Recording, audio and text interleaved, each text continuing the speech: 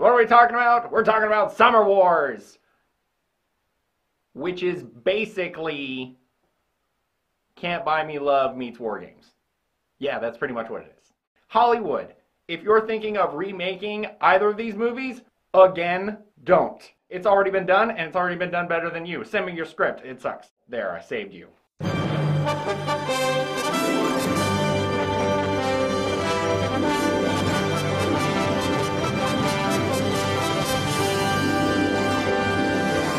This is brought to us by the same studio that brought us Wolf Children and The Girl Who Leapt Through Time, which I will do. Trust me, I'll do it. If you have any experience with Hosoda or Madhouse, you know you're in for a treat. There's been more than a few critics who have called this guy the next Miyazaki. That is big. That's a big deal, all right? These things hit you in the feels, and this one is no different.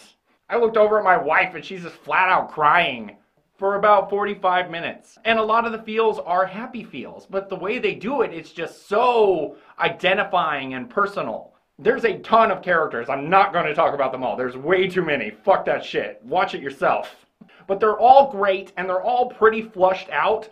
It's almost too ensemble-y, but that's okay, because it's more the situation, less the character growing over the span of, what, 3 days? You pretty much get character development from your main guy, Kenji. He steps up to the plate and does what needs to be done, but it's not like he comes out of this a new person, because he isn't. He's the same person. You just get to see the kind of person that he is. Just some math nerd who's sitting in a room with some other nerd doing tech support for Oz. So Natsuki shows up and says, hey, who wants to be my fake boyfriend? Without actually saying who wants to be my fake boyfriend because, you know, red flag. This is why you don't just blindly agree to things. Anybody who's been propositioned by the devil? This is why. What am I agreeing to? He has no idea. He's just like, okay, it's Natsuki. That was stupid. Now you gotta be your fake boyfriend from her really prestigious and huge family. Oh shit, math nerd. What are the odds? He could probably tell me. Fucking geek. So Natsuki sits him down at the table and introduces her entire family to him. And then goes, oh, by the way, when you meet grandma, just go along with whatever I say. Hello? What? What are you telling her?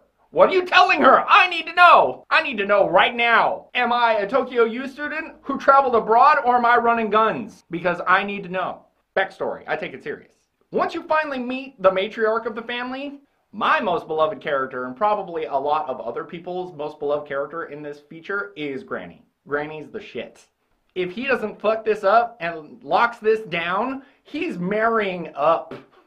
Big time, dude. Marry this shit!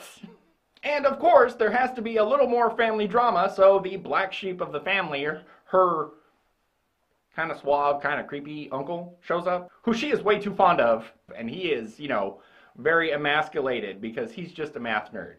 He did solve the shit out of that random-ass email, for the most part. Runner-up to represent Japan in the Math Olympics. Nice. Oh, it's a thing. Math Olympics? Look it up.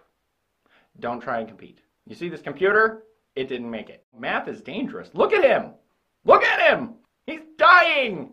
He's dying of math! This is exactly why I don't math. I choose not to math. It's not like this thing's super original. It really isn't. It's the approach.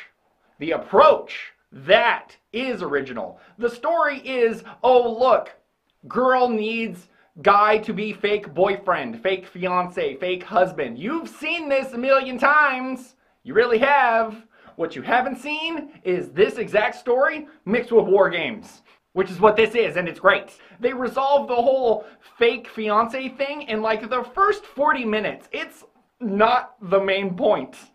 The main point is what they have to deal with, which is Love Machine, this virus that has wrecked the digital world. It has fucked it. It has taken over and it has ruined everything. We have evil AI Love Machine trying to kill everybody. Well, mostly just us, but everybody. This is why you're not supposed to be messing around with AI, because of this right here. I'm talking to you, Robo-Cheetahs and Skynet. I know what you're up to. I know what you're up to.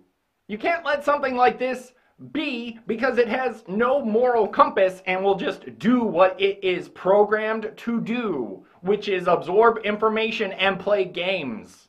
Well, guess what?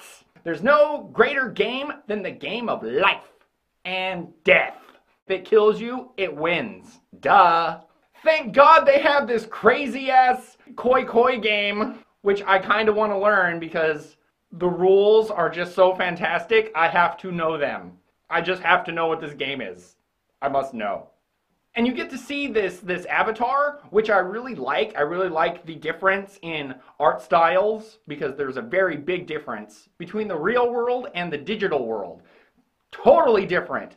Anything goes in the digital world, and that's totally fine. Random ass characters.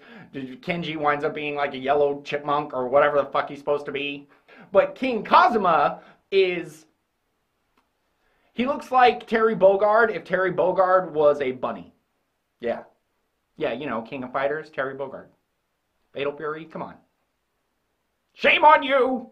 Services are screwed up, phone lines are plugged, highways are busy, sewage is not getting diverted to its proper place, fire is going everywhere, EMTs are nowhere, cats and dogs living together, mass hysteria! That is what is happening! It is totally an enjoyable experience for anybody. Anybody can watch this.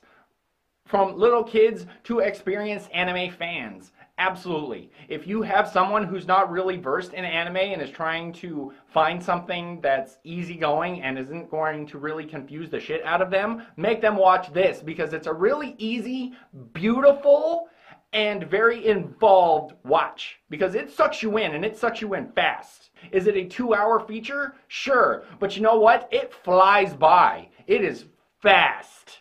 And it really, really gets you in the feels. Multiple times. It is amazing. Animation is fantastic. Both audio tracks are great. Pick one. Have fun. The music is excellent. That's kind of, if there's a drawback to this movie, it's you really can't decide which part is your favorite. Because as cool as the digital battle, all the CG stuff is, the real world interactions and the relationships that they build in the course of this 2-hour movie is actually really hard to pick from. Because I like both. You know what the worst part of this movie? Nobody watches the baseball game that is like the most important baseball game in the history of this movie. Nobody watches it. You get to see the outcome, but you didn't see it. You don't know what sort of awesome runs and plays happened. Overall, amazing experience. So amazing, my official rating and my unofficial rating system, totally worthy. So worthy that it's mecha super awesome. That's right, it is. Check out Summer Wars. It's Google's future, so watch out, Google. Don't invest in something that says love machine. I'm just a love machine, and I don't work for nobody but nobody. Don't say I never gave you nothing, Internet. This is AniView by Dave. I, of course, am Dave. If you have any questions, comments, confusion, suggestions, put them below and I will get back to you. See you next time, Summer Warriors.